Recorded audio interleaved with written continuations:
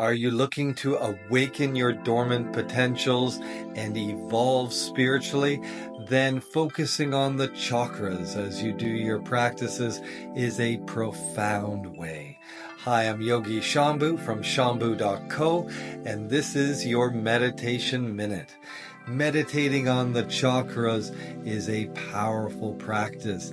It can bring us fantastic results, profound beyond description. An easy way to evolve the chakras is to sound their bija sounds or seed sounds. So for the root chakra, it is Lam. For the second chakra at the upper pelvis, it is Vam. And at the navel, the third chakra, it is Rum. And in the heart, Yum. And in the throat, Hum.